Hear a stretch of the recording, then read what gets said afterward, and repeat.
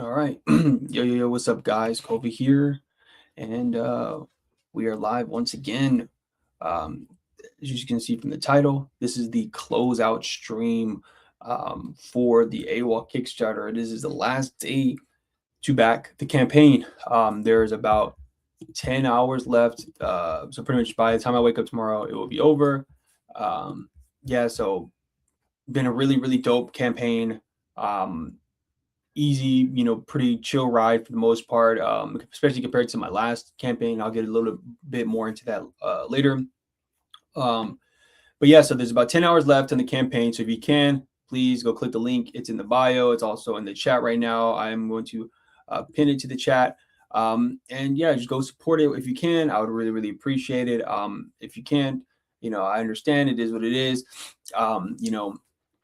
It's a comic book at the end of the day. If you don't want to, throw your money into that, and it's all good. But uh, made 1,600, a little over $1,600, which is freaking phenomenal. Got funded about a week, super dope. And honestly, it's just been a compared to my last one, it's been a really easier ride. I appreciate everybody who's checked it out so far, everybody who's backed, everybody who's did all that stuff. I really do appreciate everybody who's supported and all the people who contributed to the books. All the colorists who helped me color all these covers, all the people who helped me design something like the logos, all the variant covers that I got from this campaign and the last. It's just really dope. Again, it's about 10 hours left, so if you guys can go click the link and go back, I would really appreciate it. We got some good dope covers, some original art for sale as well, some dope add-ons from some of the Avox Comics bibliography, some books I did, collab books I did as well, and I have some pages previewed on here. Yeah, man, again, thanks to everybody who's supported so far. Thanks to everybody who's backed the campaign. Honestly, like I said, I learned a lot from these last two campaigns. I made a little bit more in the last one that I'm projecting, at least for now, for this one right now, which is all good. When it comes to like Kickstarter, I think there's a lot you can kind of get from doing a Kickstarter and learn about like yourself, your marketing, and what you are capable of as a creator yourself, right? And like what works, what doesn't work, and like luckily again, both my campaigns have so far been successful. I haven't made like an extravagant amount of money. It wasn't like 10K, 20K, $100,000, anything in that nature, which is nothing I'm really ever aimed for anyways. I don't think, well, one, I know the logistics and logic behind my support group and people who, read my books and all that good stuff. So I know like I set my goals to be realistic. I'm not trying to go for, the gusto. I know I'm not at that point yet. I know I don't have that many people who are like checking out for my books at this point, and that's fine because I know, I'm realistic with myself, and how much and I'm able to gain and crowdfund and things like that. So I mean, and then with this campaign compared to the last one, I really learned like not to overly stress all the little stuff, especially like preemptively. Last campaign, I was trying to hype up the campaign so much before. I was trying to get on like live streams with people, go on their YouTube shows, and try to do like the round robin of promotion. And I don't even know if any of that stuff actually really converted to the sales that I gained. Like I said, I did get a little bit more money last time compared to this time. At least like it's like a $500 difference, which isn't like super crazy. Um, it is what it is though, because at the end of the day, like I know that the $1,500 that I made, or $1,600 I made on this campaign is going to go a long way for a small independent business like I'm running essentially with Avox Comics, with my publication, with making these books as an independent creator. If you're smart with your money that you get off these campaigns, it can go a long way, especially for somebody who's just damn near everything. Like I would say, like 90% of everything myself, right? Because I write, I draw, and I edit, all my stuff. I've got a little bit of help here and there with certain things, like I said, with like some of the colors on the cover art. The logo was made by the homie James Easterly. He really helped me out with that. And then that essentially was it. Like I sent the book out to a few people to preemptively read, to make sure there's something like, it kind of flows really well and it reads good. But outside of that, most of it is just pretty much myself, which is a luxury in its own, because the more you can do yourself, the less you have to rely on other people. And when you look at some of these other Kickstarters who like the people like who are like writers, for example, right? They have to really fork out a lot of money or try to crowdfund a lot of money before they can even get the book done.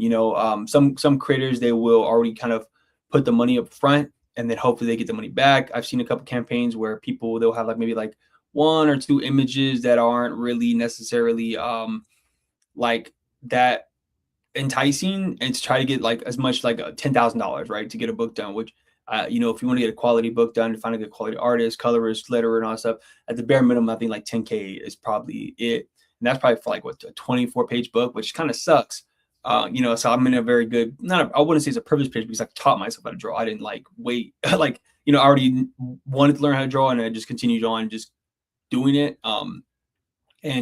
But yeah, like even, like I said, I'm not making, $10,000 or whatever on my campaign, but $1,500, I've already factored in a lot of things that I'm going to use the money for, outside of, printing my books, other things that can make the money really last long for me. Because I know like with the $1,500, all that money isn't going to go straight to just like, oh, I print just 5,000 books, because that doesn't make any sense, because I can print, 300 books or whatever, but am I going to be able to move 300 books this year? I don't think so. But I do know is that I can, use the money to leverage other things, like, like the last campaign, I used some of the money in the to buy like mailers, to buy bags and boards, things like that. And I now left moving over to this campaign, I don't have to worry about that cost. And then with this campaign, what I kind of did was I factored in a little bit of money that I could use to, like, essentially for me, Kickstarter is a pre-launch thing, right? Or a pre-order thing, right? So I don't really like I just need the money to print the books, and so that's what the monies go for. But I also used my add-ons as pretty much a pre-order as well. So like all the people who ordered add-ons, I just use the money to some of the money that I'm going to get. It's going to factor into the add-ons as well, and it's just smart. So like. At the end of the campaign, I'm pretty much going to be good for the rest of the year on my stock of books. I won't have to really worry about ordering 20 books till I run out of stuff, right? Because last year I ran out a lot of books. Like some books really went really fast. Like my Spider-Man Nobody Saved book pretty much sold out. I'm already on my second print. I'm on my third print run of that book already. The Troll Call mini book, I'm on my third print run of that as well, because I sold out of that. My Scrub book is out. Tit for Tat, I'm on my second print run of that. And so, yeah, I've been able to move books, but I just know that having hundreds of books, one, I don't have much space to do that, or nor do I want to take up that much space in my house or like in my garage, which is a bunch of books that might not move, because I'm not moving books at a high clip or high unit. I'm going to make sure I go to like, later on the year, I'm going to try to plan out like in the fall, some shows I'm going to try to go to, like some bigger shows that I went, like some that I went to last year, like Atlanta Comic-Con. I'm for sure going to try to go to that one again. That was a really good show last year. I want to see if I can try to table like at Baltimore Comic Con, maybe like some other ones like in the later summer, early fall time frame. We'll see. Because right now I'm going to start working on another book, and that book is going to be the book for this year that I want to really do and focus on.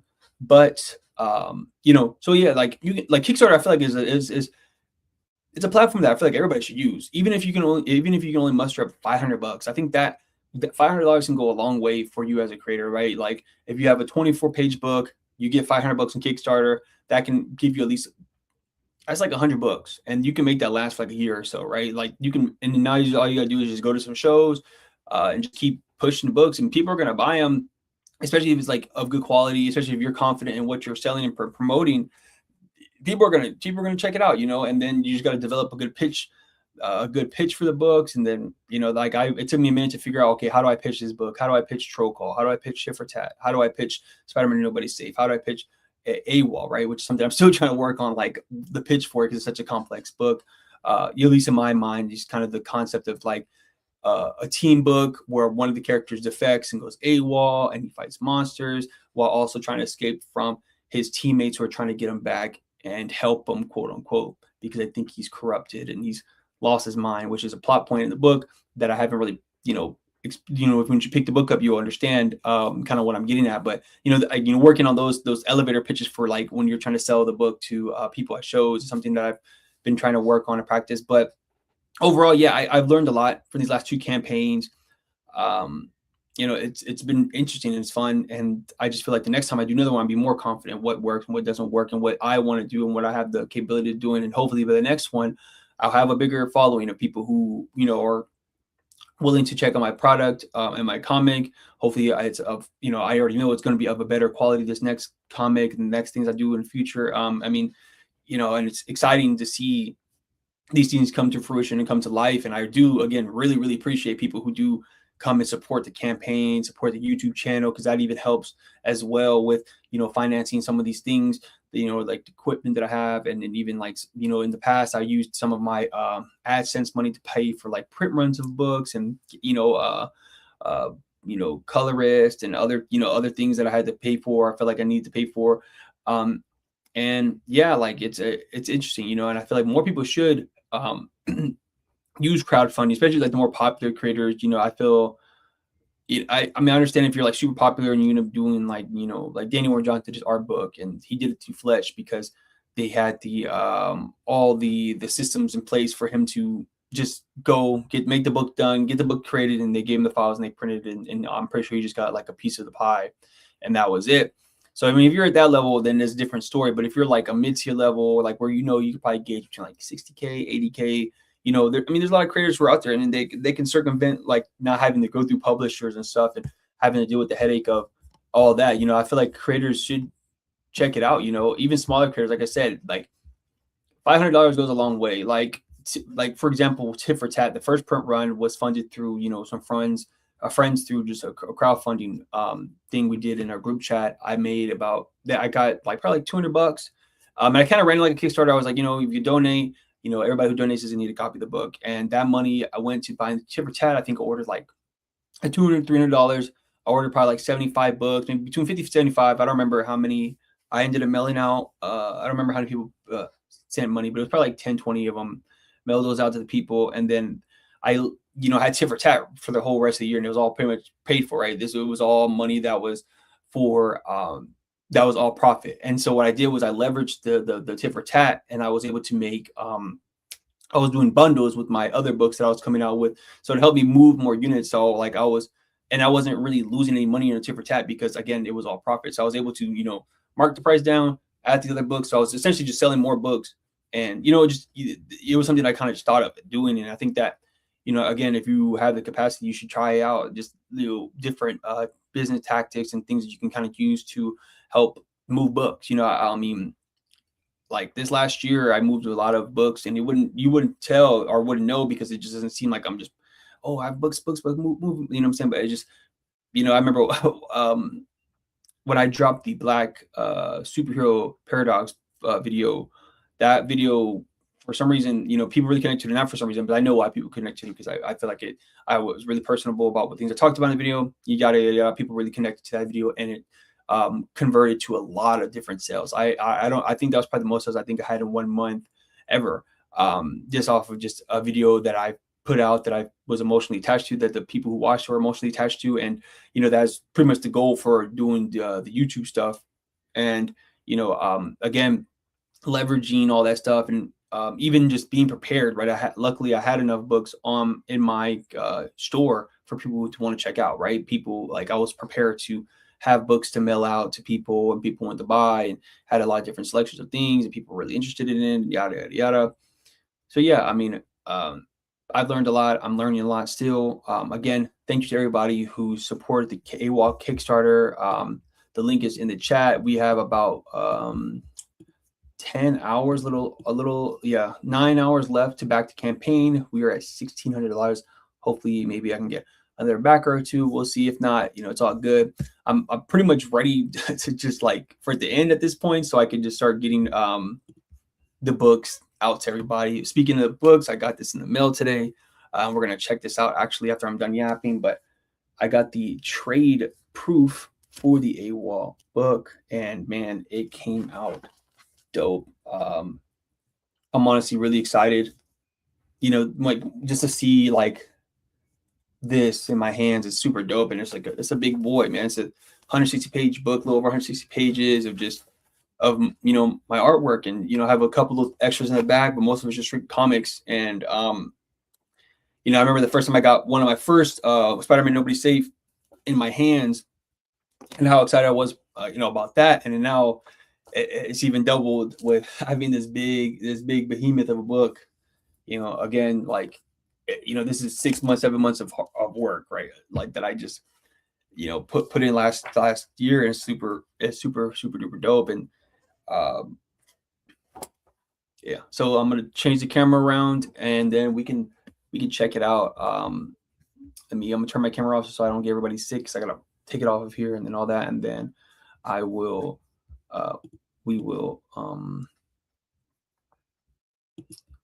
get going, guys. We're gonna check out the proof, the Awol proof right here. So how do I let me see. All right, I'm gonna turn my camera off, and I'll be right back.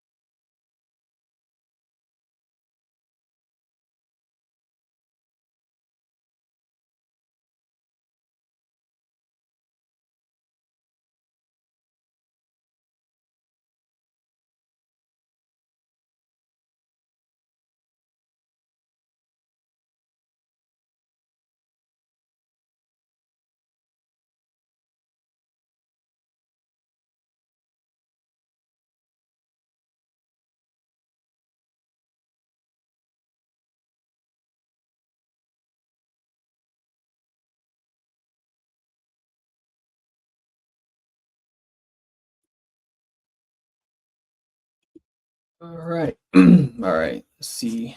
Adjust my camera a little bit more. Get this.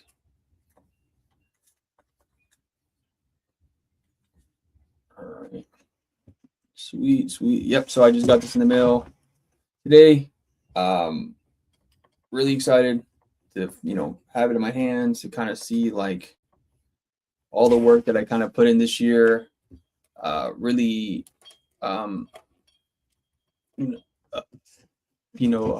all collected in one big book, man. Like came out good.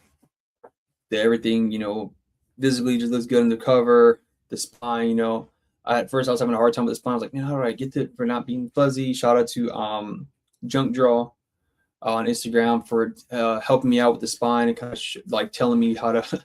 Essentially, I needed to put my what's it called, my DPI a little bit higher, and it wasn't high enough, so I kind of had to change it from what it was at to like 300, because it wasn't on 300 with the file I was using. But you know, shout out to him for helping me out, because I would have had a fuzzy freaking what's it called, and I would have been pissed. Zoom in a little bit. Here you go. Boom. So yeah, let's take a look at it. So this, you know, had a good time kind of formatting the book, trying to figure out like how I want it to look, and you know, I kind of added all the little things, the copyright thing. Added like, you know, the funny thing about doing these books and formatting, which is super duper annoying. I hate formatting, because especially like, you know, when I want to be, you know, funny, or like not funny, but I want to do the most and have double page spreads and stuff. So you have to make sure you lay out the books in the proper way. So you have to add extra pages sometimes, or remove pages, and so everything kind of lines up properly. So I added this little thing that you kind of see like a lot of mangas and stuff, where they add like the logo, and it's like extra page. And then I wanted to show all the variant covers from the first Kickstarter, so I added those also into this book. So like the variants from the first Kickstarter are all like, so these are the chapter covers, which are the covers for the book, and then I added just the variants as like a back next to it, just kind of to show, you know, the dope variant cover. So yeah, so this has all volume 1 in there. You know, for those who backed the first campaign, it has issue 1. I added a little bit, some extra pages in here that weren't actually in the first book, like the first Kickstarter book that everybody got. So if you are like somebody who backed the first campaign and were like, you know, just, you know, maybe didn't want it anymore, or whatever the case is, there is a little bit different, right, with this one, where I added, you know, look at this page spread, super sick. I had a good time drawing that one. Yeah, like I changed up some of the scenes. I didn't do too much like change. I don't want to like be the person who's like, oh, I'm just gonna go redraw everything, because it would have just took too long, and that would have just defeated the purpose. And I feel like it kind of, when you go and do that, I feel like it kind of ruins the moment in time of the artwork that was presented to begin with. You know, like, oh, like I want to be able to look back at this book and be like, oh yeah, this is super dope. I remember when I drew this, and you know, where my skills were at that time compared to you know, the next book I do, and so on and so forth. But yeah, I added a few new pages though to this, and I'll show you the pages that I added.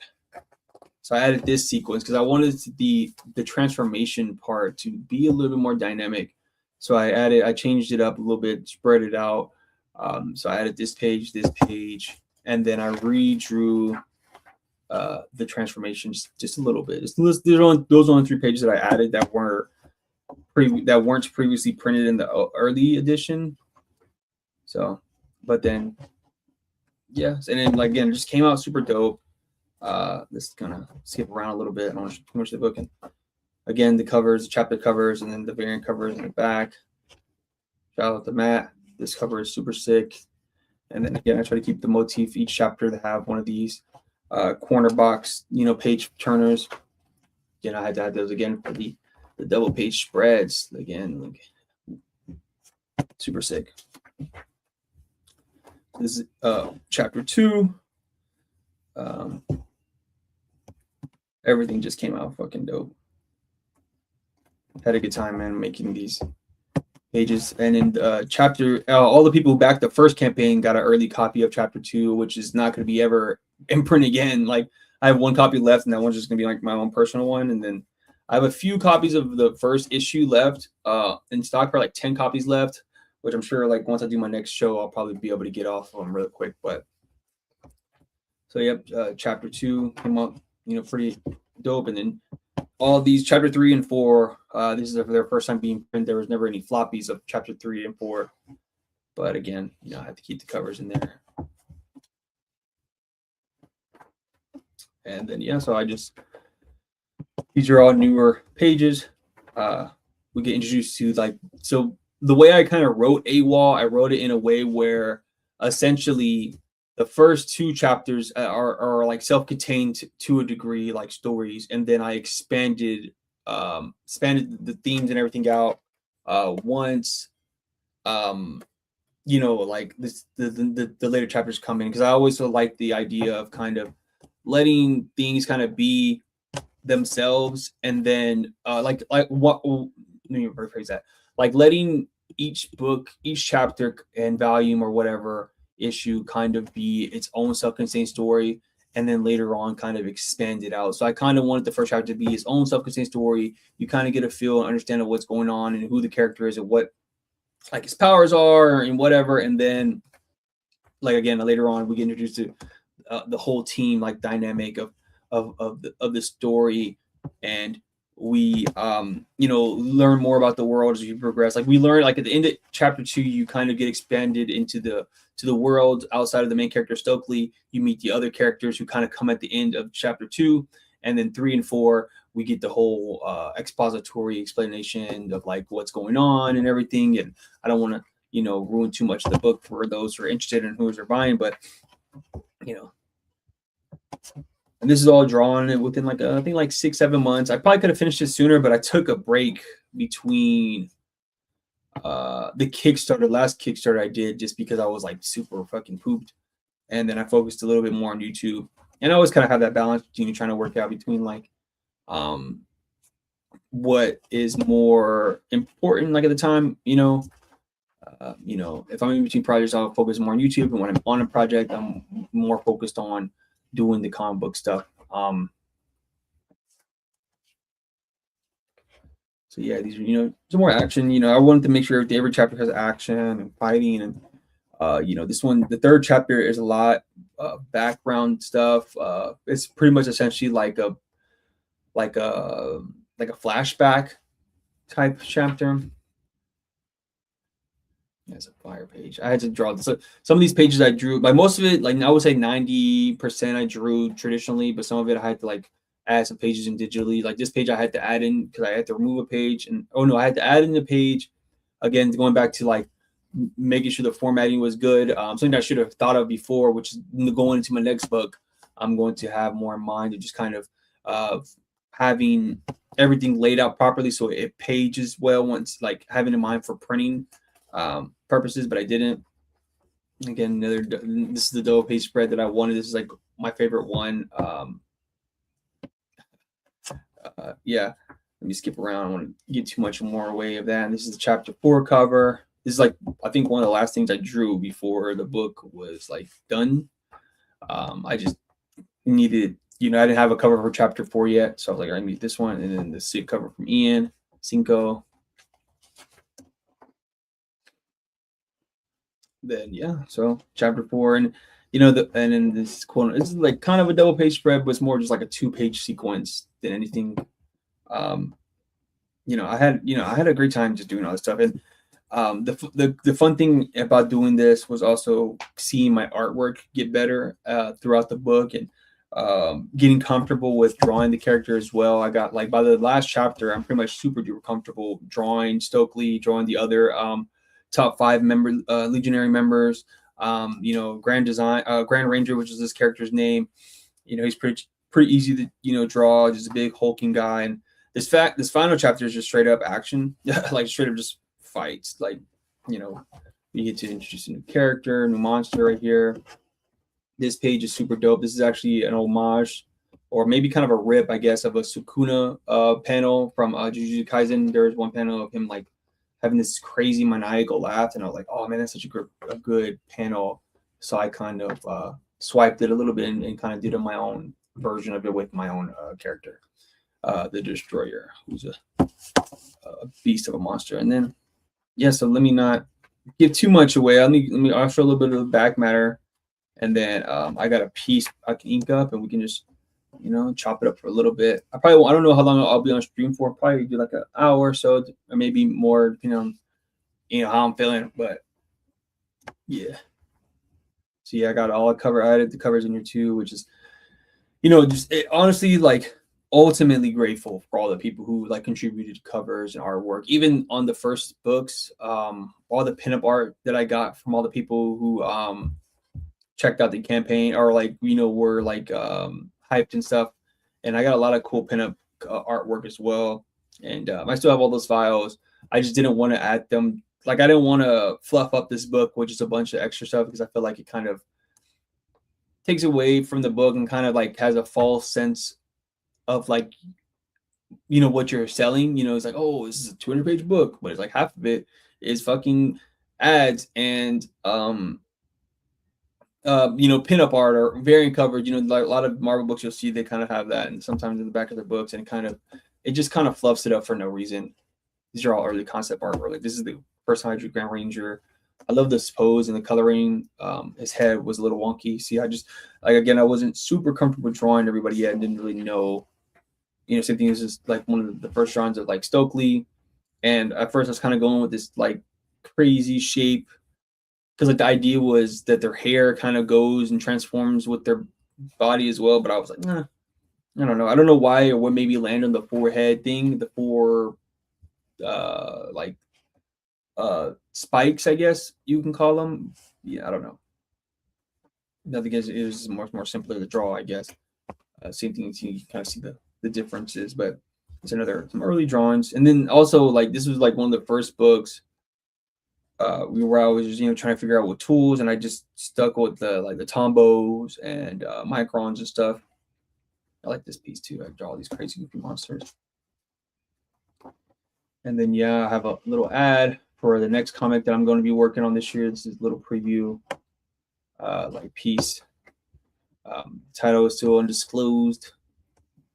And then I have an ad to my website, which which is really important. Like if you do every time you put a comic, you print a comic, you should always have like something that leads to like them, like the person to find your social media, website, your blog, or whatever the hell. Like that was something I learned early on. Like all of my books always either have at the back a QR code or like my acts for like whatever, you know, that's super important. And then yeah, this is the ad for my next comic that I'm actually currently working on. I'm almost done writing script number 2. And then yeah, hopefully I'm trying to have it all written. My goal is to have the whole entire book done by the end of the summer. So yeah, and this is the back cover, which I think is just cool.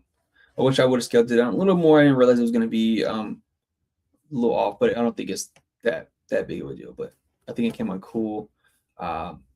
Again, the campaign is still live right now.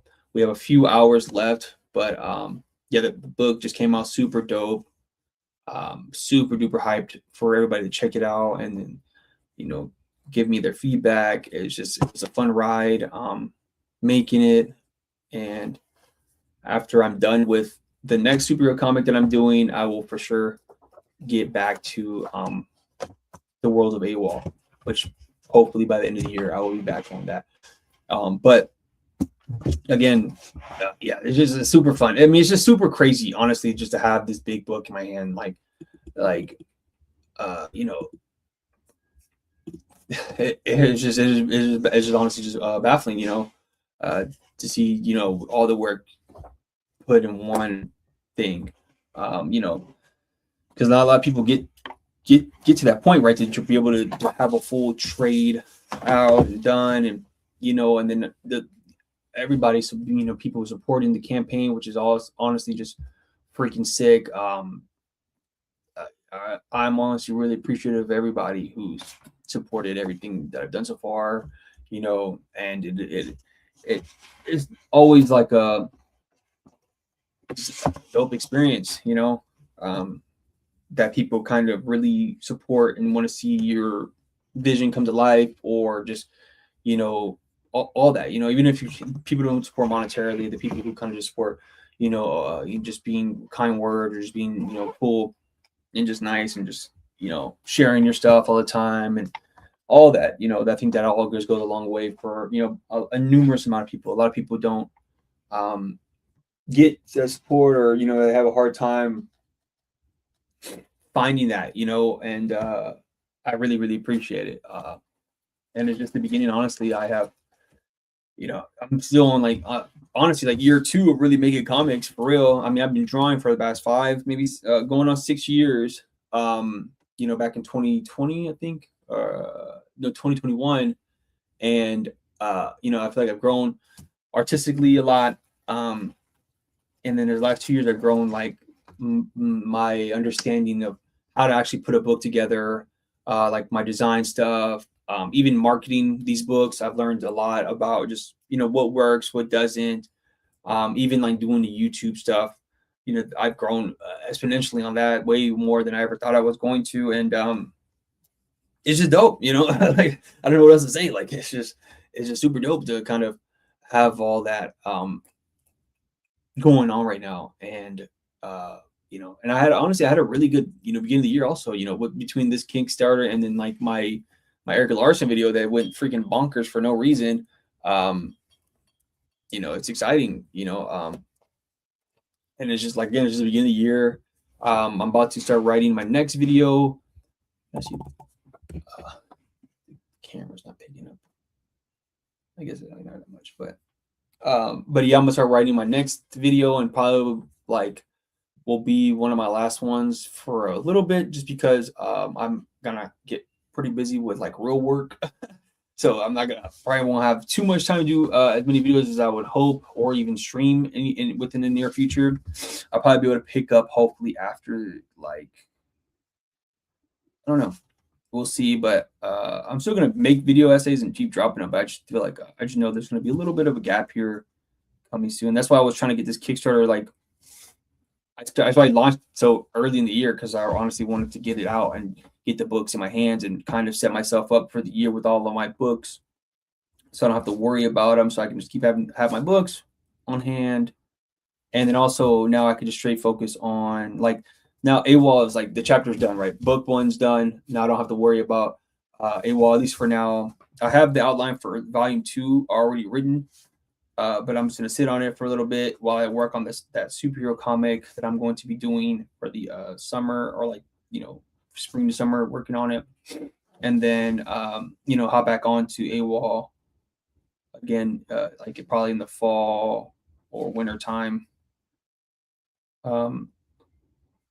But yeah, I'm just freaking gonna keep doing the YouTube. Hopefully, I can keep, going crazy like I did with the Eric Larson video, and hopefully YouTube doesn't, try to demonetize me again, and, fuck up my views and stuff. Like, so frustrating, but that's the name of the game, I guess. I'm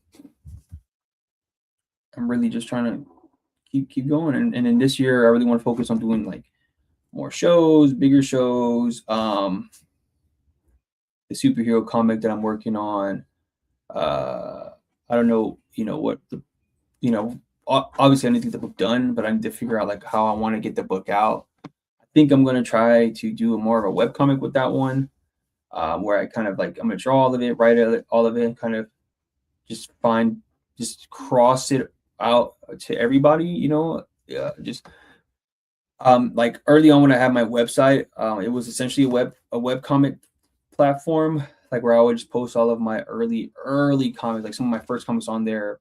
And then I would just tell people, oh, go check it out, go check it out, go check it out. And, I'll get like, a couple of views here and there. I think I got like 100 views one time on one chapter of my book. And it was cool. But I took a break doing that, and like, obviously went down the route that I'm at right now. But I don't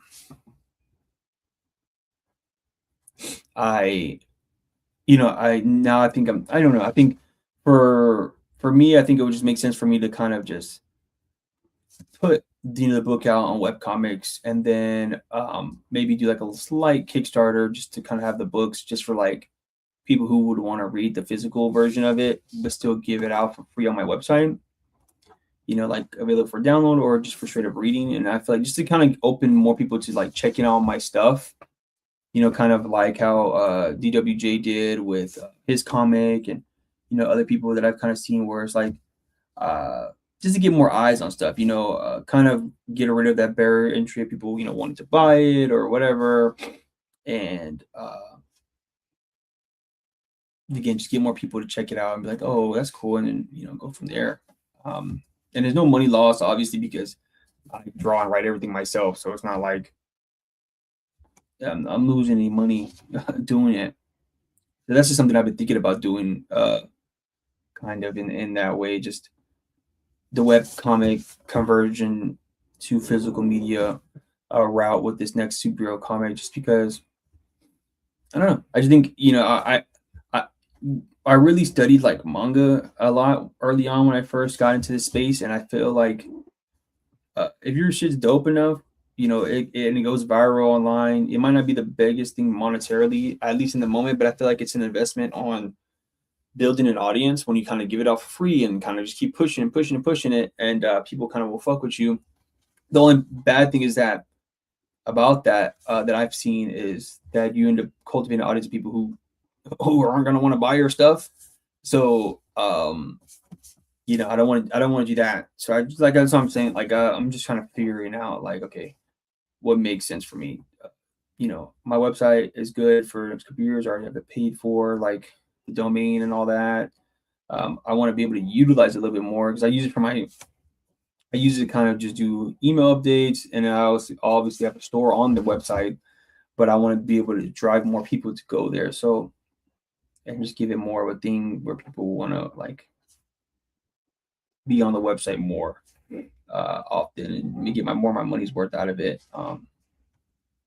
And so, yeah, I don't know that thing. I mean, I don't know. I think that's a good idea. I think that's a good, just diversify my plan, because I mean, I can do Kickstarter, but then it's the after of the Kickstarter, of whereas, like, I don't want to sit on a bunch of books for a long time. I don't want to have to force myself to go to shows, especially when I don't have time to go to like 20 different shows a year. Like, I could probably do 3, maybe 4 comic, you know, conventions, and most of them are going to be like ones that are local, like to my area. Like, and even with that, you kind of get into a small pool. I mean, I don't live in a small city or anything by any means, but the area of people like that will be traveling to these shows are going to be pretty, you know, similar, like cross section of people that you're going to see. Like, I remember when I did the Atlanta Comic Con, a few weeks later, I did like a little smaller show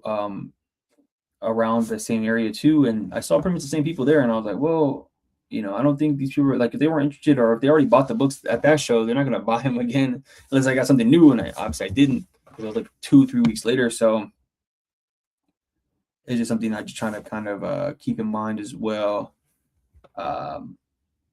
You know, because if, like, I go to, say, like Heroes Con, I mean, I definitely want to table Heroes Con.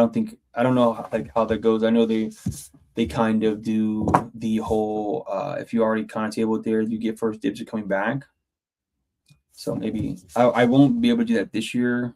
Sadly, I would love to do Heroes Con. I'm not even able to go because of my work schedule coming up. But eventually, I want to do that show. I like Charlotte. I was just out there. It was pretty cool. Outside of getting snowed in, but yeah. So yeah, I've just been pondering on kind of like what I'm gonna do. But first things first is just to start finishing. Well, first thing is this Kickstarter, get that shit done. Then once I get this Kickstarter done, I'm gonna finish writing this next video and these scripts for this next book, next series that I'm working on, and then how I'm going to distribute that is going to be different. Maybe I can find somebody like shit. Maybe I could find like a publisher. Maybe like if the work is good enough, they might be interested in taking that burden off of me. But we'll see, though. I'm really just kind of focusing on the little stuff right now, but I always try to keep in mind all the stuff I can do in the future that can that would make sense for me, you know. But yeah, I really want to. I think the webcomic thing will be the smartest thing, but we'll see. We'll see. I remember when I first did Spider-Man and was safe, I was going to do a webcomic as well, and I was like posting all the pages on my YouTube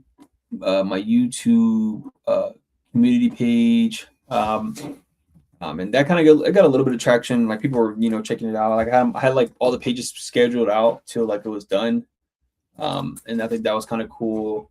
You know, doing stuff like that, and I was posting some stuff like on other websites like Manga Plus, and I don't post on Webtoons because I don't have Webtoons. I mean, there's like Manga Decks. So there's a lot of indie comics manga on there as well. Comicsology seems pretty interesting. You know, platform, and you know, that's the new wave for sure. And again, like I said, I'm not really losing out on anything by posting my stuff for free on there. Obviously, I'm going to still continue to give my pages to Power Metal magazine, which is also free, and that's just another way. But I want to kind of diversify as much as I can the audience that I can procure. So I always try to figure out new ways. Oh, I appreciate it. Oh, first of all, what's up, Dale? Man, I appreciate you for stopping by. I appreciate it, Steven or Stefan, on the checking out the Kickstarter. I think thanks. Yeah, it was super dope. I kind of started the stream talking about the Kickstarter. We have a few hours left on it. I was talking about just kind of the stuff that I've learned, and now I'm kind of just rambling on about what my future plans for my next project is going to be and how I'm going to kind of roll that out and get that out there. Another thing I've been thinking about for that next comic also that just kind of came to mind is I think I'm going to try to color it like the. I was watching one YouTuber who's a comic book artist. I forgot his name. He did that comic. It's called Family, the Faceless Family, or something like that. He has a very like heavy stippling style. It's really, really dope. And he started a YouTube channel, and he kind of like does these videos where he kind of talks and. Oh man, I appreciate you, man. I appreciate you for backing the campaign and fucking with my videos, man. I really, really appreciate that. But yeah, he was talking about how you should try to, like, if you can, get your comics colored because it's more easier on the audience's eyes, or not in their eyes, but like it will draw in more people to want to check it out. Obviously, I don't know how true that is because of manga in they're black and white indie comics, but I guess if depending on what audience you're kind of go for, but for me personally, I think I don't know. I mean, I colored one of my webcomics, one of my very, very first webcomics that I did a long time ago. And I decided then that, like, oh, I don't want to do this because this shit takes forever. Like, just trying to figure out what colors work and how do I do this and how do I do that. I was like, oh no, this is gonna take a long time for me to figure all this stuff out. And then I'm still just trying to learn how to draw in general. So like trying to color all this stuff it's not the wave. But now that I'm kind of a little bit past that, I'm a little bit more advanced in my skills. I am, I think I want to try it out. We'll see. And also, I just like it's like a time thing too. Like, oh, do I want to take all this time to color? So again, we'll see if that's something I do. I might do like a 2-3 color palette thing where I kind of, instead of it being black and white or like gray tones, maybe I'll like have like blue tones or yellow tones or something in that space. So is it more work than halftones? Man, I mean, so I don't know if it's more work than halftones because, like, see, the fuck up thing for me is like I can work really well doing just halftones and gray tones. Like I can blend it well and kind of know how to do my cell shading in that way. But for some reason, when it comes to colors, I think I get too bombarded by a huge, like, figuring out what colors to work with and what colors, the vibes. Because with gray tone, it's kind of a similar vibe for the most part, and it obviously works the same with colors, where it's like the darker colors of this mood and the lighter colors. And for some reason, for me, and I guess maybe because I've been working with gray tone for so long, that I've kind of figured out, okay, how to do the vibe to make this mood and how to do the vibe for this mood, how to make it look like this, how do you make somebody look like they're glowing in gray tones, and all this stuff that I've kind of figured out in the last couple of years. And that's why I'm also thinking, it's like, well, I've already learned how to add that emotion with just one color, essentially, like one tone at least. So I could probably do it with other tones. It's just one, again, the timing. I was like, oh, do I want to spend that extra time doing that? Maybe I could find a colorist, but and I've worked with a bunch of dope colorists and stuff that have done like my colors for my cover art and stuff. But those guys aren't full-time colorists, I don't think. And I don't want to get somebody who's not gonna I'm really much on getting stuff done in a very timely manner. So it is definitely would be like a test, especially if I hire somebody and I pay them and then they kind of do it in a way that I don't vibe with, because hiring people for work, I don't want them to treat it as a job. I want them to treat it as something they actually care about. If they don't, then it's fine. But like, don't accept my money. But anyway, that's a whole different thing. But yeah, I don't know. I'm probably gonna do it myself. Like I'm trying to teach myself how to color also. Like I've trying to make it a more of a concerted effort to color all my pieces now. Also, like when I post them on Instagram or whatever, I'll look like my stuff, just because that's the only way I'm gonna learn how to draw color. Like I gotta just do it myself, and if it comes out fucked up or wonky, it is what it is. Move on to the next thing. And so that's just kind of something I've been trying to teach myself. I need to study more color theory and stuff, and perspective and colors are kind of like the biggest things for this year for me. Obviously, I'm still going to study anatomy and stuff, but I really want to get better at drawing backgrounds and figuring out architecture and making my own stuff. Like that's the big thing for this next comic, and where it's going to be in a city. It's going to be, I want it to be ingrained in, a good superhero comic has a good, like the city is also part of like the character, right? Like Gotham or Metropolis, or like New York City, obviously, and all the Marvel stuff. They kind of play a part in just kind of the vibe and tone of everything. So I need to just kind of figure that out. Just I don't want to have to draw a background every single panel, but when you're able to draw a dope background, it adds more to the piece or the drawings or whatever.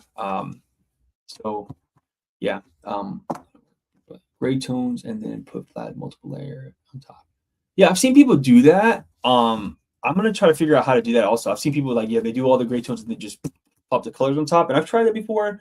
And I was like, man, I don't know if that works the same ways, but I'm definitely gonna do it. I bought a how to color course a long time ago, and I never watched it. So I'm probably gonna watch that here soon once I start getting into again for this next project. But yeah, I need to do that. Like I've seen people do that. I'm like, damn, like if it's that simple, I can do that. Like I feel like I can figure it out, but yeah, it's just all time though. I'm not really in a rush for anything.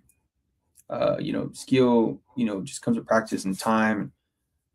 I put in all the time that I can into getting better at stuff. So, and it's paid off so far. Just looking at my work from last year to the year before that, and so on and so forth. I don't see myself having to ever stop drawing because it's pretty relatively easy hobby to maintain. Yo, what's up, Josh? Appreciate you for stopping by, brother. There's a few hours left in the campaign. I showed off the trade for Awol that I just got the proof in earlier. I showed it off on stream. So later on, I'm gonna clip it, or not. I probably won't clip that part. But if you want to scroll back, I showed off the trade. I just got him in the mail today, and it came out super dope. I went to buy my business book launch of a book done in halftones, and I remember that being a hot topic for the Western market. That's weird. I don't know. I mean, all the underground stuff is all black and white. So I don't know why anybody would care. I mean, I just think that certain audiences are just used to having colors and stuff, but I think now audiences are a little different because of the prevalence of like Japanese comics and all that stuff, where it is primarily just one color, and there's or like they'll have like spot colors here and there. Yeah, I read one of Brian Michael Bendis. I read his How to Write Comics book a long time ago when I was first getting into it. It was a pretty good book. I gotta reread it though. I gotta reread it to get a better understanding of the stuff. It was a good book though. I remember one of the things that chapter stuck out to me was like, before you go and you need to publish, you need to have a lawyer, an entertainment lawyer, so they can make sure your contracts are all good and da da da. And I was like, man, that's crazy that he wrote that in there. It also made me realize that a lot of these comic book people all have like multiple jobs. Like there's very few that are full time doing like comics. Like Brian Michael Bendis was like a college professor. I think Scott Snyder was as well. I think he might still be teaching. I know Sanford Green is a professor at his old university. And that's just interesting, and kind of makes a more of a realistic, of expectation of what it is to be in part of the comic book industry, where a lot of people think they're gonna I'm gonna make this comic and I'm gonna make millions of dollars, and I'm like, oh, that doesn't even work in any book industry or really any entertainment industry, at all. You don't make that much money unless you're like top of the top. That's just a 1% thing. Like even in the manga industry, where people kind of hype it up a lot of those guys are getting ripped off, and they're working their asses off, and they're not even getting like the return on investment of the time that they put in. Honestly, yeah, yeah, I appreciate that, Josh, man. Yep. And honestly, once the campaign ends, and then tomorrow morning, I'm gonna try to send out all the surveys. Hopefully, everything goes good, so I can get these books out. My goal is to have them out before the end of the month. So everybody can have the books in their hands, and then I can start working on my next stuff.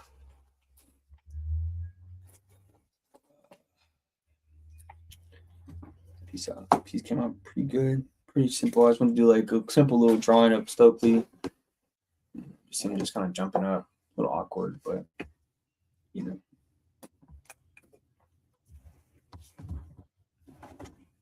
small.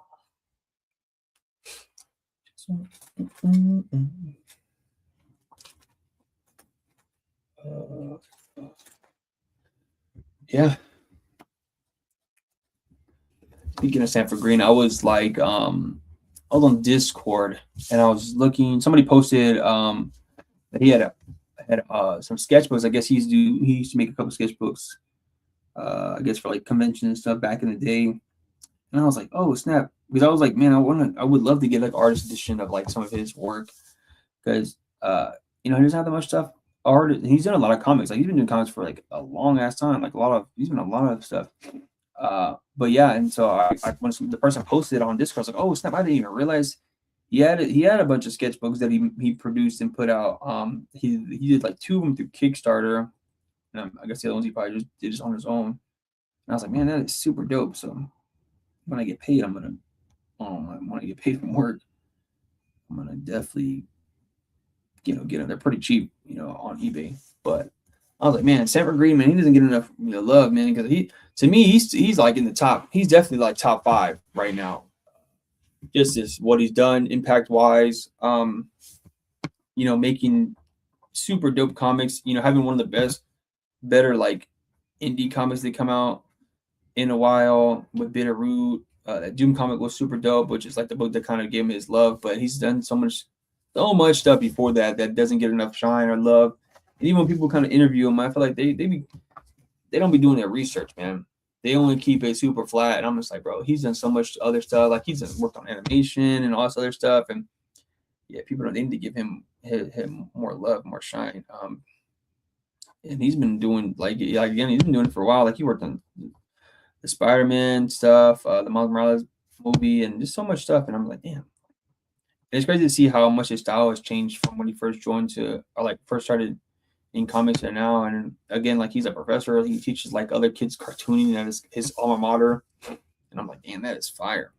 I've seen him every time I go to Heroes, I always check it. I always go to his table and get stuff signed or get him to look at some of my work. He showed me one of his sketchbooks while I was there last time. I was like, man, that is super sick. And he just it's a big ass sketchbook. Looks kind of like leather. It was kind of crazy looking. He's a bunch of just sketches and drawings and thumbnails, trying to figure working his how to all this stuff. Then you just he pretty much told me that I just need to sometimes just try to work through a sketchbook and to figure things out and stuff. And I was like, yeah. Yep, I will do that. And I have a bunch of sketchbooks, but a lot of them I don't finish. But I'm definitely going to be more of a sketchbook guy. The better poster. That's crazy.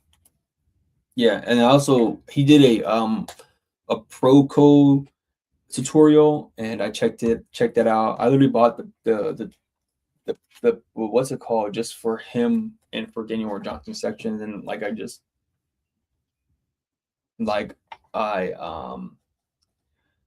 said, it's like a long ass course, but you get the free trial, whatever. So I watched those 2 sections and I just refunded it back. It was like $200. I'm like, bro, it's all that money, especially I can't even download it. I couldn't keep the files forever. It's you can only watch it on the website. And I was like, well, I don't want that. I don't own it. I'm not trying to pay this much money just to rent something like this.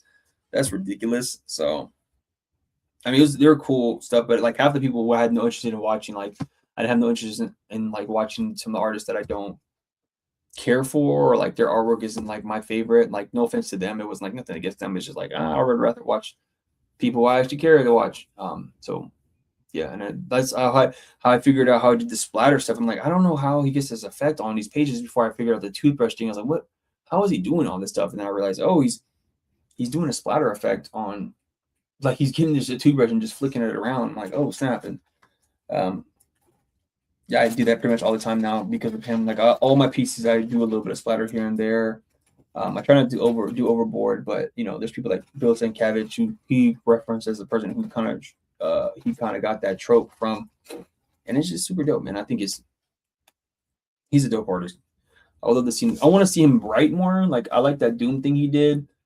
You know, I'm not like a huge Doom guy. I don't know. I'm not really a super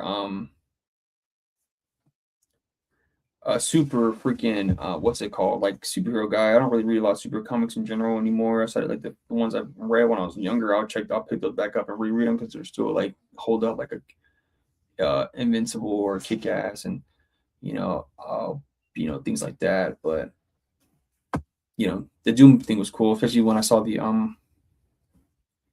MF Doom reference, which I only picked it up because it was Sanford on there, and I wasn't like super duper interested in reading it like in that way. Nicholas Avery is also incredible. Nicholas Avery, who's Nicholas Avery? What books has he worked on? Are you talking about Nicholas Draper Ivory?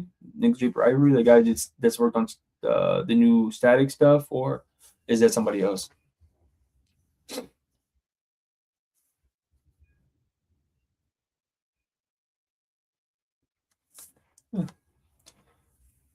I think with this piece, I'm gonna try and color with markers just because fuck it. I try something new today on stream because why not? I don't even use. I have like all these alcohol markers, and I do not use it other than just like yeah. Nicholas Draper Ivory. Yeah, he Ivy. I think it's Nicholas Draper Ivy. Yeah, he to me, bro. Like, oh man, I want to see him do so much more, but I don't know like what he's doing. Like he did the static stuff, and I think he's like working on he has a bunch of other projects in the works. But like he has like the perfect anime style for black characters that I've ever seen, and man, he is a freaking thick, dope artist. I'd love to meet him in a show, but I think he only does New York Comic Con, and that's it. And I do not want to go to New York. This is fucking cold, and it's far as hell and expensive. But hopefully he'll do more shows because I'm not that far from New York, but I mean, I'm like 8 hours, but like I'm like, man, just come down to the DMV area, dude. Do a convention, I'll be there. But yeah, he's a dope artist. He was like one of the first artists I found once I got into this space. I was like, man, he's like really really dope. And once I saw him once I found out he was doing static, I was like, oh hell yeah! And I picked it up and I was like, yeah, static is a yeah. He was a perfect person they got for static. I'll tell you. Did you see? Oh yeah, I was just watching the game, Josh, right before Steph Castle was going. I didn't realize he had that many points. When I was like, man, I knew he was gonna get a triple double, but I was like, man, he's probably gonna go for, like one at halftime they were talking about. I was like, hey, he had 20 points. I was like, man, he might go for 40. But I didn't realize it. Like, I was like, I didn't even see him score that much. Yeah, 40-point triple double. The first Spur player to have that, which is fucking crazy. I thought Steph Castle should have been an All-Star this year. I was like, man, I'm honestly kind of baffled that the Spurs only got one. The All-Star game is just I'm gonna watch it because Wemby's gonna be in it, but I don't like how they're doing it. Like, there's two players on both sides that shouldn't be in it because their teams are freaking ass. Like, there's no way Pascal Siakam should be in the All-Star game. They won 13 games. Like, that doesn't make any sense. I don't care how many. He's not even scoring. It's like he's averaging like 40 points. He's only averaging 23 points. That doesn't make any sense. And then, like, last year, LaMelo Ball was number one in All-Star fan votes. And they were like, oh, no, he can't be in the All-Star game. His team is losing, da-da-da. But now this year, oh, okay, well, Pascal is, he can come in. Like, they have an exception, right? That's so freaking ass backwards. And then I thought Castle was going to be, like, we were the top 2 seed in the West. How the fuck are we, like, We have a better record than the Nuggets. They got 2 players in there. We have who else has 2 players also, but like the Lakers, like obviously like okay, Luke and LeBron, whatever. They're superstars, mega stars. I get it.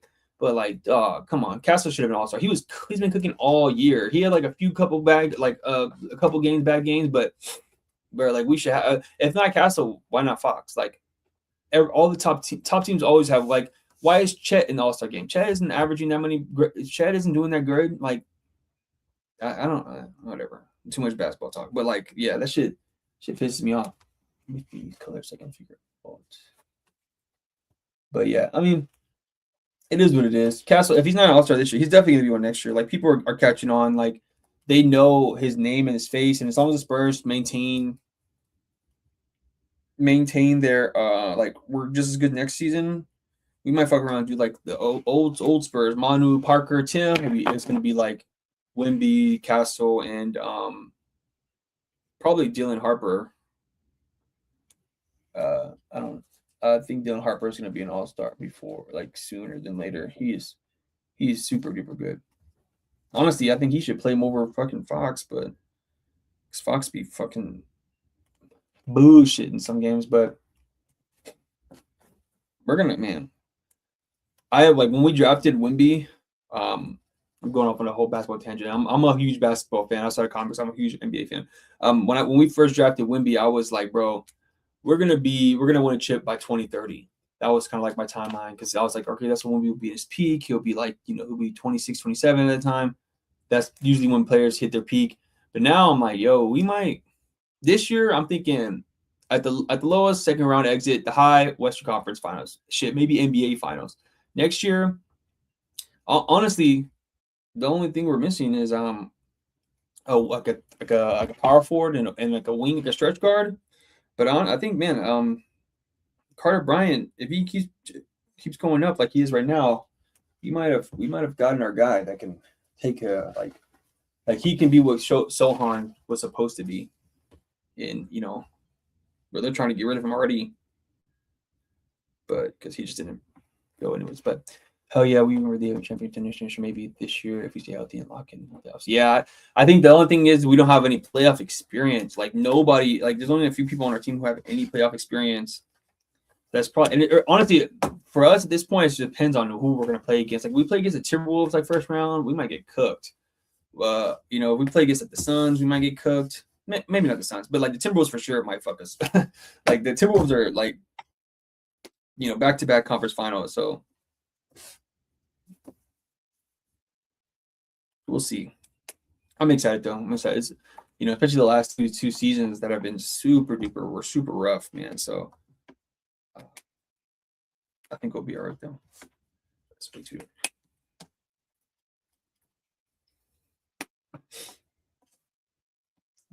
Just stick with these two. That's fine. But yeah, a lot of good stuff. Basketball, even though I still love it. My second team is the Hornets. I don't know why. I just like LaMelo Ball. So, and I'm glad to see that they might make the playoffs, which is actually kind of crazy. They make the playoffs, I'm gonna be like, yo, that's actually pretty good. But also, you think of the crazy thing about the Hornets is that this is their first season of like having everybody healthy for like a long duration of time. Like they haven't had any of their players healthy. Like Brandon Miller, they drafted him, he was hurt. But Brandon Miller was hurt damn near the first few seasons. LaMelo Ball is off and on hurt, but this is like probably the longest he's been healthy. Conklin was a good pickup for them too. So I'm trying to get these markers ready. I don't really use these very often. I don't know. I'm not really much of a marker person. Which anime you watching this season? Man, I haven't really been watching any anime. I need to watch more. My problem with anime is that I watch stuff like TV or YouTube mainly with things that I can watch passively. So like things I can watch while I'm drawing or doing other stuff throughout the day, like family stuff, whatever, or at work. And a lot of the anime that I'm interested in watching aren't dubbed yet. And I mean, I'm more of a subbed person anyways. So like I don't really care if it's dubbed or not. but it's just really hard to find time, want to find time to watch anime. But I recently did go and watch All You Need Is All You Need Is Kill, the Live Die Repeat thing they just came out with, and that was really good. It's not like the Tom Cruise movie really, but I mean same concept obviously, but like different way they kind of go about doing everything. It was really good though. I liked it. I was like the one person in the theater, but I had a good time watching it. The last anime I watched though, I think was like Dandadan, and then I was like, I'm just gonna read the manga, and I just read the manga all the way up to like chapter how about the first 13 volumes of the manga. I like it. And the only manga I'm currently keeping up with at this point is Chainsaw Man. Like I've been up to date. I've been up on it for the last couple of years, so I really enjoyed it. What about you, Bledness? What have you been watching? But there's a lot of good stuff to check out. Hornets is nice game spot. Yeah, Hornets. Yeah, they have a lot of good. They're just a big team. They just honestly the Hornets, all they really need is like a solid center, and everybody stay healthy, and I think they'll be pretty good. I mean, the West is so up and down. So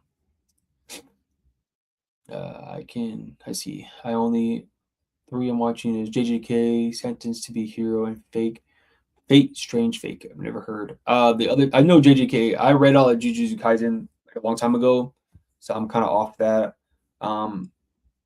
I never heard the other 2. I'm gonna have to put those on my list of things I need to watch. Yeah, I like Chainsaw Man Part 2. I can see why people don't like it because it kind of does drag on at bits, and the vibe is slightly different. But I don't think it's bad though. I like JJK Part 2. Not JJK. Chainsaw Man Part 2. I liked the girl character. I forget her name. I like the whole main character swap thing because I was like, man, I've never seen anybody do that before, and it's starting to get to where you kind of have an understanding of what's going on, but I kind of figured it was gonna go super left field because if you read any of the manga that Fujimoto does, they always go crazy, just fucking random as hell. If you read Fire Force or Fire Punch, the ending was super bizarre, just went all over the freaking place and was what is going on?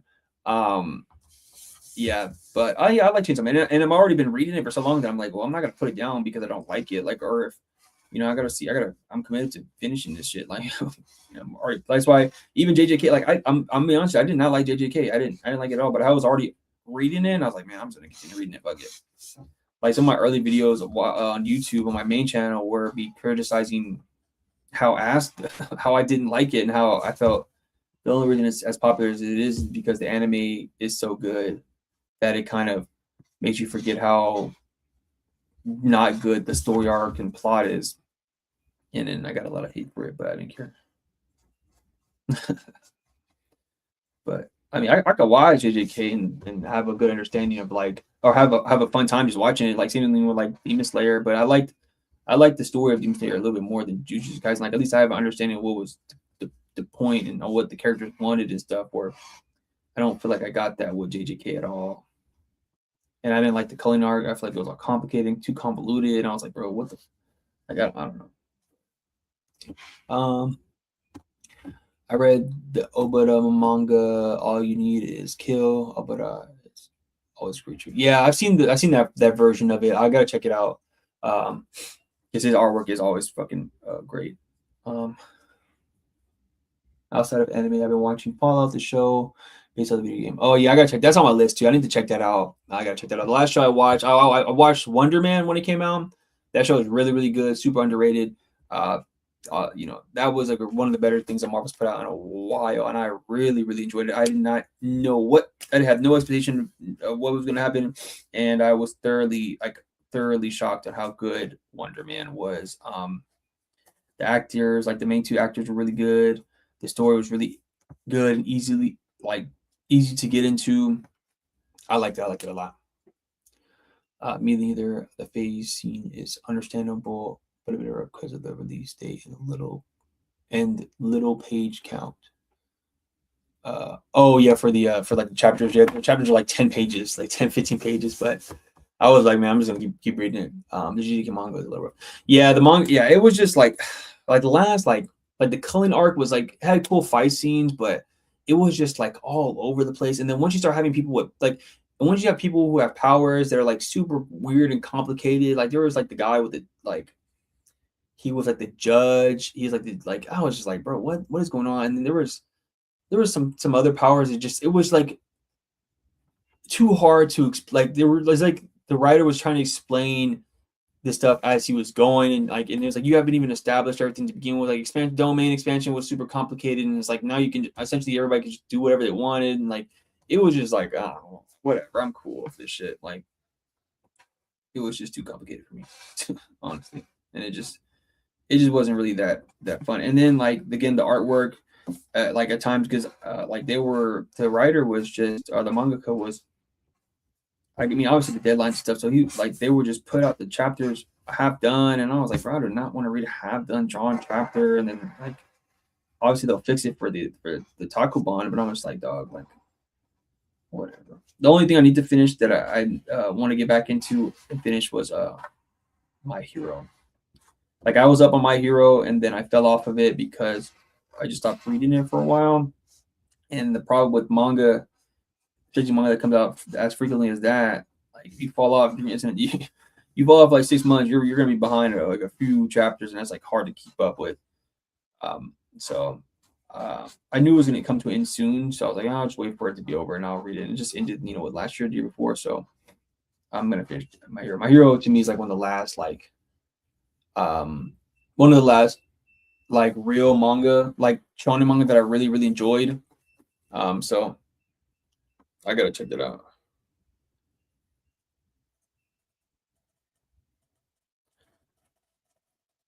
Um, he ended it earlier than intended. Oh wait, see, yeah, it's actually hard. I can see Kiki was too tired. With strange hands and not powers, the art seemed pretty fluid for action, but still busy. Now my hero was manga's great. Well, I mean, I read that all wrong. He even noted that he got annoyed and gave isn't bad time. Well, he did the last arc. Yeah, I think he was having health issues when he was writing the last bit, so he ended it early than intended, which I guess it makes sense. But even the beginning, I just feel like he just didn't set it up right. Like the world, I don't know. I'm not a huge Jujutsu Kaisen guy. I don't know. And then I feel like Jujutsu worked the best when it was straight. Straight hands, not powers. Oh yeah. When they were boxing, when they were straight up just getting down. Yeah, that was the best. I can't remember if it was UK or Chainsaw Man, but I heard one of them would reball the story page by page. I heard it somewhere before. Yeah, I don't know. I don't know which one is that one. It might have been JJK because that's the way it was reading. Like it was a bunch of random shit going on. Chainsaw Man, like Fujimoto is like a mad scientist, mad genius because like he'll do a bunch of this random crazy stuff, and then it like all makes sense. Like it all like has a purpose. Kind of like what's Buddy's name? The that does One Piece. Like I'm not like a huge One Piece fan because I haven't read all of it. Like I read enough of it to like get encapsulated by the story. Like, but I can understand why people. Like, I read the first 100 chapters or so, and I was like, oh man, I still got 1,100 chapters more to go. So I was like, you know what? I'll wait till this is over as well, and then maybe I'll pick it up when it's done because that's a huge commitment of time that I do not want to get into. The end of My Hero Academia is a masterpiece in a manga. Yeah, I gotta check that out for sure. I want to check that out. I know a lot of people were pissed off because they thought he's supposed to have like this heroic ending, like all this stuff, and it seemed like more of a realistic one. So I really want to read it once I get some time. I'm definitely gonna finish it because I don't even remember where I left off at. That's another thing that would fuck me up with manga too. Is like I was like, man, what chapter did I leave on? Like fucking. And so I gotta pick that back up. The internet bullied him, so he ended the manga, which I understand because JJK internet culture was the worst. The spoiler economy thing. Yeah. With JJK, like the funny thing about manga, this is what I realized when I was doing those videos about like Jujutsu Kaisen, and like I don't do that much manga content because I just don't like read it as much anymore. And then I also realized that the fandoms are like super just disgusting.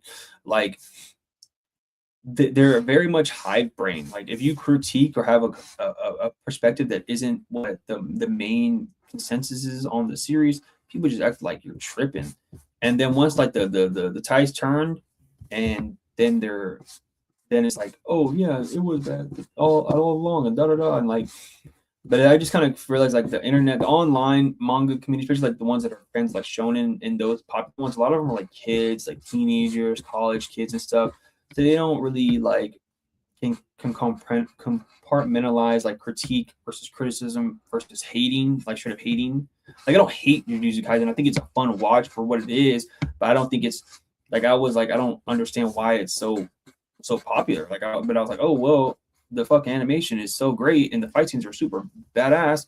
Like they're the one scene where when Yuji and Totoro were clapping and beating up on the flower guy. I was like, oh man, this is awesome. You know what I'm saying? And even the fight between the volcano guy, the guy with the volcano on his head, and what's his name? Fine. I was like, man, this is fucking sick. So I could see it, but I just like, bro, like that's not that good. I don't know, but that was just my perspective.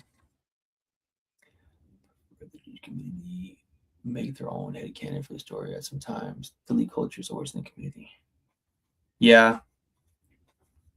Yeah. I think that what happened was JJK got way more popular than the mangaka expected, and I think they weren't ready to handle like everything. I don't think they were trying to like I don't know. I thought the same thing kind of happened with Attack on Titan, where I don't think the creator of Attack on Titan realized that it was going to become as popular as it did, but they were able to kind of make one of the greatest manga of all time. So they were they were at least ready mentally to write a good story. But I don't think we're ever going to get another manga from them again because it's how ones probably don't need to make to do that anymore because they made so much money off of like Attack on Titan had one season of a show and it got a fucking movie, like a live action adaptation, 2 of them off of one season of a show, which is freaking crazy. Like it went on a hiatus and stuff, and then it just ended freaking amazing.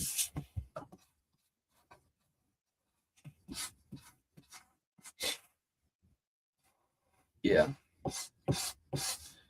Anime fans can be kind of bizarre for sure. And then if you think about that, fans of the mainstream are bad. Like the fucking what's it called? It's horrible. Like indie creators, indie manga creators are just the worst too, man. They're like super duper toxic. But again, it just comes to like that weird, just like it's not childish stuff. And then I was realized, oh, all these dudes are like kids or college kids or like, like the comic book community people are all like older, like 30s, 40s, 50-year-olds. Whereas like the anime community are people like my age, maybe a little younger, usually you're younger, and then they just don't know how to like. I don't know. It's just like weird. It was a weird space that I was in when I first got back into thinking stuff, and I was like, bro, all these guys are fucking assholes. All they do is talk shit about the other person or like act like. Also, they act like they have to like overwork themselves to be a real mangaka, and then I was like, this is not. This space is lame as hell. I was like, I'm just gonna make my own YouTube videos and just hopefully just maintain some people that I want to fuck with my shit and call it a day. Like, all these goofy ass guys.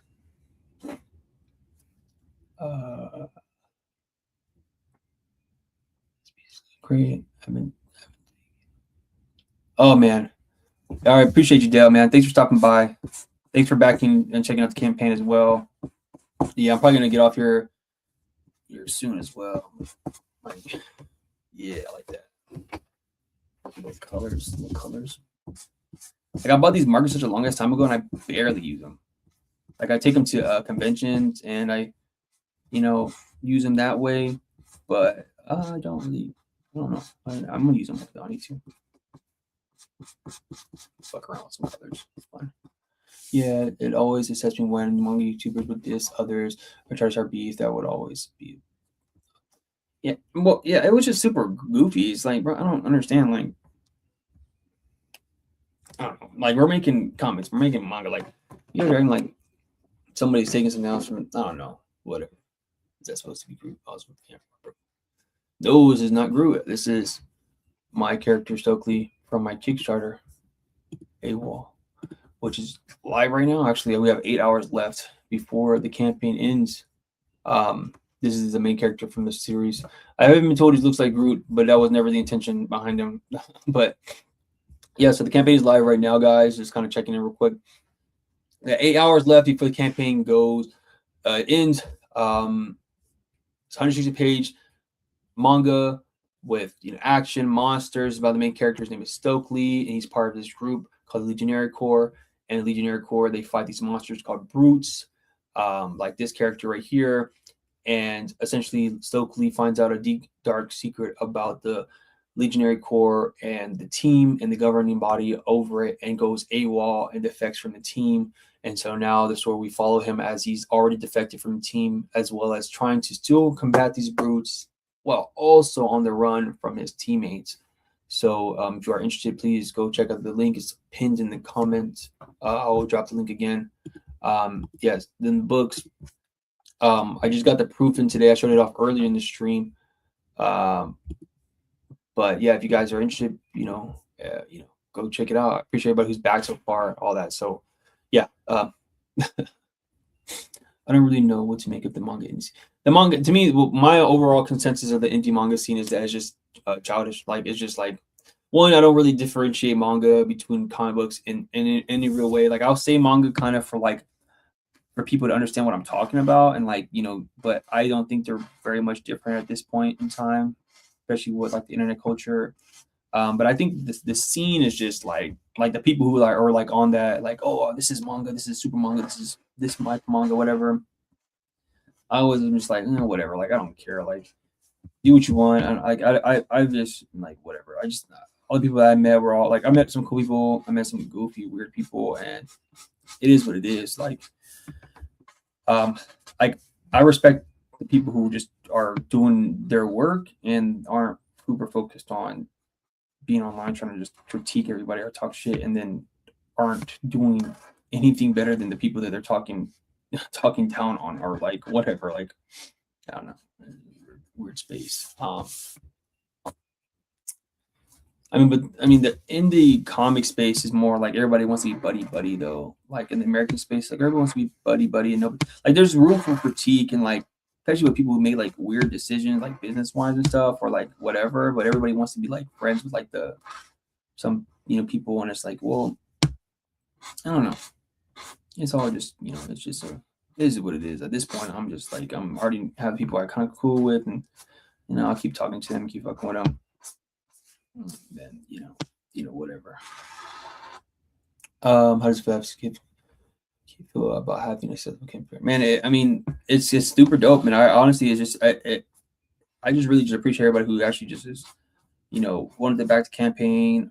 People who backed this campaign and the last campaign. Like, I just really appreciate it. It just makes you feel like, damn, like I'm doing something right. People are they like the work, or they just like me or whatever. And it just feels dope that I've been able to get these books done, on my own personal end, and then that people have an interest enough to support the campaigns. It means a lot to every time somebody spends their hard-earned cash on one of my books. I really always appreciate it. And this time around, I talked about this a little bit earlier in the stream, that I'm just I was like, oh, I made a concerted effort not to stress too much about the little stuff, and just was I already had my plan set, and I was like, I'm just gonna do this campaign and then launch it, and then hopefully everything works out and I can get these books out. Like, I'm trying to have a fast turnaround. Like, I showed out the proofs literally once we get off. Hopefully everything, once I wake up tomorrow, I'm gonna send out the proofs, approve the proofs on mix them, and then I'm going to send out the surveys for everybody, and hopefully everybody can get all the information in, all the payment for all the payment stuff to go through. Hopefully, it shouldn't take that long. I think it's like a week or so after, or two.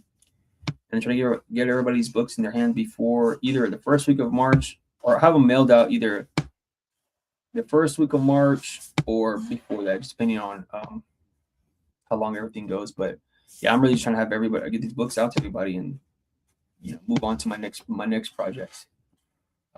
So, it's been fun. It's super awesome and amazing. Again, just to see like people, supporting the projects, having other people who, contributed like artwork and, all that stuff. It's fun. It's super dope. It's really encouraging, honestly, it is super encouraging. Uh, I don't feel like I have a huge following on any really, I mean, outside of YouTube, but even that, I don't think it's like a super substantial following of people on my YouTube channel. I just feel like there are people who just like my YouTube stuff, which is fine. But like the art part is like, that's the, what I'm really, here for the, so, but yeah, it's, I'm just, it's just cool, man. It's super dope. That's pretty much the bottom line.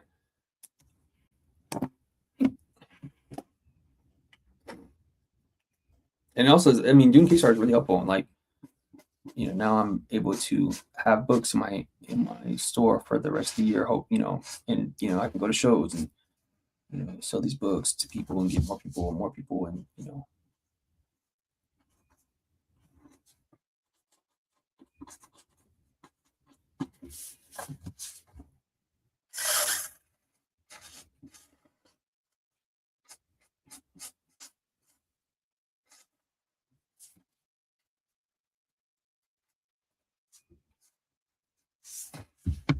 can how much is hard work. And I appreciate it.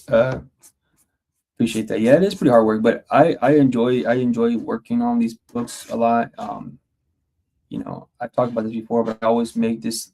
I want to keep it, at least at this point right now in my life, I'm just like a professional hobby, meaning like I'm gonna treat it like a profession, like it's my actual job, but I'm gonna make sure I don't get the same stress that I would from my actual job from it, and then just keep having fun and continue to make the best projects I can and get better. And that's kind of like the game plan for making comics. So when I keep that mindset, I'm always just like, it doesn't feel like a job. It's just, or hard work. It's like a fun task. I mean, it can be demanding at times. Like right now, I'm like lolling over like doing these scripts for this next project, but I know I'm going to get it done. And then I can start working on the fun stuff, like the thumbnails, which is actually not that fun, but just keep pushing projects out for people and get more people to involved and try different things.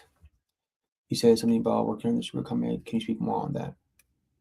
Yeah, so my new super comic is like an old web comic that I worked on a long time ago. If you go back to like my old videos, I talk about it a little bit on there. On like how on my videos now I do like the post video ads where I talk about, oh, I'm a comic book creator and check my work here, check out my, I would do the same thing but for my webcomic. So if you go back and look at my older videos, you'll see it on there, me talking about it. But it was an old webcomic. There's like a story I made up a long time ago when I was younger, and it's called Bam, Last Hero on Earth. And essentially it's about like what would happen on the planet when all the superheroes disappear but all the supervillains stay, and then like what does the planet look like after that? And then after that, what happens when there's a person who pops up and has superpowers? And how is that going to work for the society, and how does that person go about becoming a superhero when in the world the society like kind of hates superheroes now because they all left them and abandoned them to be stuck on Earth, and it's full of corruption. And so it's going to be like a futuristic kind of dystopian story, superhero, fighting, all that good stuff. I'm still working out, like, because I'm remastering the old comics. I'm trying to work out, like, what are the themes? What am I going to, talk about? What do I want to convey in the story? Which is like I'm working on right now in the what's it called? Fuck. on the book. So, yeah. So that's what I'm essentially just working on right now. But yeah, it's gonna be a comic. Hopefully, I'm gonna trying to have at least the first couple of chapters done before the end of the summer. And then I'm still, like I talked about a little bit earlier in the stream, gonna figure out how I'm gonna get the book out there, whether I'm just gonna just make another webcomic again and just put it on my website for people to read and just have like physical copies on hand So if people like the webcomic, they can support by just buy the physical copy as well. Also, thinking about just that stuff, but really right now it's really just how do I want to get the book done? What I want to say in the book. So I'm trying to take my time writing it, but yeah, essentially the main plot is just like what happens. What does the world look like when there's full of superheroes, and then all the superheroes disappear, and then what happens when a superhero pops back up, essentially, and what does that look like, and how does that superhero either save the world or just try to save himself, and maintain himself, and things like that. So, yeah, that's kind of like the rough idea right now for it. Super excited to do it. I mean, I like superhero stuff, even though I'm not like a superhero guy no more. Obviously, like everybody else, I grew up reading superhero comics, and I have a good love for it, and kind of want to have an influence on from like things like Invincible, Kick-Ass, and the stuff that I read when I was younger, and I want to have like a lot of fight scenes, a lot of crazy stuff like that in the comics. So yeah, I have like an ensemble cast of characters, not just like one character, or I want to have like multiple characters, story arcs. This is something I want to do like for a long time. Like my next goal now, like comic book wise, is like I want to have like a omnibus full of stuff. Like that would be fire. Like if I was able to get like a full, like I'm reading the absolute edition of A Dark Knight Returns, and it's like such a freaking behemoth of a book. I'm like, yeah, so I want to have fucking a monstrosity of a book to have to sell and be like, oh man, that's all the work I've done. And so this is a project that I hopefully can work on in the next 5 years or so. Same thing with Awol. Like I already have the plot for the second story arc of Awol, the outline and stuff, but I just I want to do something else. Like I like changing it up every once in a while to do like, oh, all right, well, okay, well, I did this story. Now let me do this story, and let me do this one, and let me do this one, because that's the kind of you gotta first, you kind of want to diversify the stories you can tell, and different things will work better than other things. People will like this better than that, and so on and so forth. So I like to just diversify my ideas and stuff, and maybe I'll want to do like one shot or something. Like maybe I'll do something else. And that's just the fun of making comics for me, just to be able to do a multitude of different things, and not have to care about a publisher or anything, because I'm my own publisher, and I'm my own producer. I'm my own artist and my own writer, so I can do it all on my own without having to worry about anybody else wanting me to do something that I don't want to or care. So, yeah, a little bit of splash. Damn toothbrush, you get so dry. Watch now. All right. But yeah, that's gonna be the next comic, Josh. Like, so that's kind of like the rough idea, like I said. But it's definitely gonna be a fun time. Like that, hopefully something that everybody will like. And the thing about doing superhero comics, I feel like it's such like a diluted genre. So it's kind of not a hard sell, but like there's so many, so it's kind of like you gotta figure out how to make it stand out, or and a lot of publishers, like if you are going to try to go to a publisher, they don't want to do superhero stuff, because superhero comics have been cornered already by Marvel, DC, and Image or whatever. And even Image, a lot of their stuff isn't like, their more popular stuff isn't superhero stuff. Like I think Invincible is only really like like, I mean, we'll also like Spawn and shit like that, obviously, but like outside of the 90s stuff, superhero stuff doesn't do very well. I mean, it isn't going to be picked up by a lot of different publishers, because they're like, well, why am I going to pick up that when all these other publishers have the superhero comics that everybody wants? And I think it's kind of hard to like sell people on new things in that way, right? Like think about it, shonen is essentially superhero comics, but it's not shown in that way. It's not shown in that way. What's the word? Yeah, it's not marketed it in that way, so people don't look at them as superhero comics, even though like Goku is a superhero essentially. Luffy, Naruto, those guys are superheroes, right? They have superhero goals, integrity, a whole cast of stuff. They have kind of goofy outfits, and they're like superpowered beings. But yeah, I think oh shit. Oh, sorry. Done with that. You know what I'm saying? Maybe I can color that later if I feel like it. No. Yeah, there's some stories for sure. That sounds dope. You do another Kickstarter for that project as well.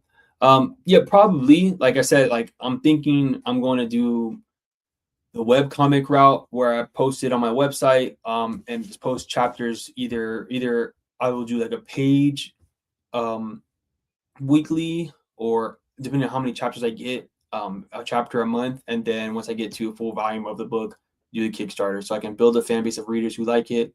And not just post on my website, but also post maybe there's like Comic Fury, which is a cool thing I've seen people use.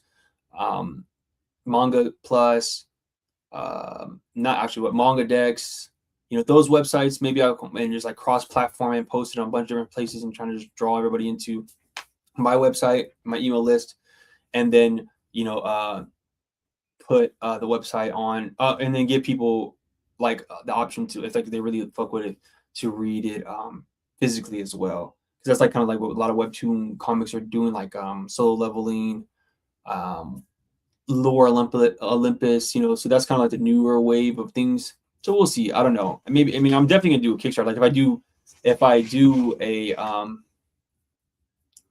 do have physical copies, I will do. If I do, end up doing physical, which I probably will, I'm gonna do Kickstarter for it, unless I have other means to get it published. But we'll see.